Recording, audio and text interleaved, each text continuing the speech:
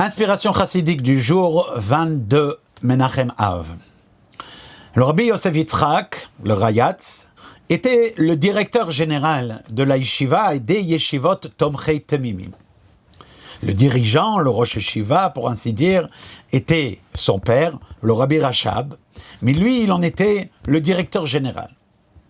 Il y a une lettre qu'il a adressée à la direction locale de la yeshiva de Tomchei Temimim à Varsovie en Pologne.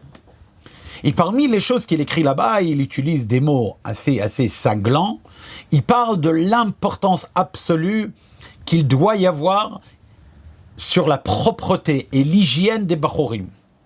Et comme quoi il s'agit là de quelque chose élémentaire dans la avodat Hashem, au-delà de la santé.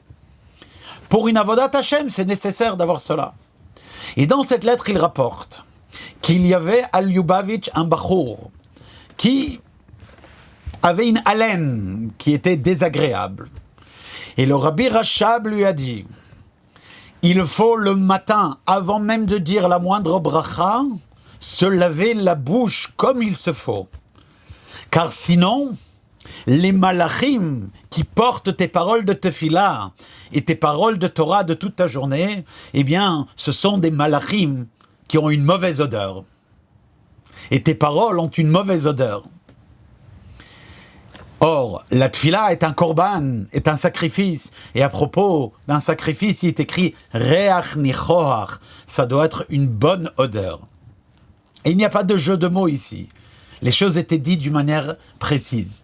Et c'est de là que, dans la Yom Yom d'aujourd'hui, on nous dit que chacun, bien que dans la halacha, il y a écrit que certains ont l'habitude, ça c'est d'un point de vue de l'obligation halachique, mais dans le comportement chassidique, on ne dit pas Berkot HaShachar tant qu'on ne sait pas rincer la bouche.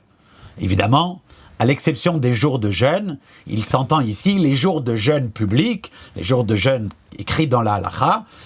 Par contre, les jours de jeûne qu'une personne aurait pris sur elle-même, il y a des gens qui jeûnaient avant d'aller en Yochidout chez le rabbi, ou avant d'aller au Ohel, etc. Et bien dans ces jours de jeûne-là, le rabbi écrit que non seulement on peut, mais on doit se rincer la bouche pour respecter cette idée de faire la tefila avec une bouche propre, une bouche agréable pour Akadosh Baruch Hu, avoir des malachim qui s'élèvent avec une bonne odeur. Kol Tov.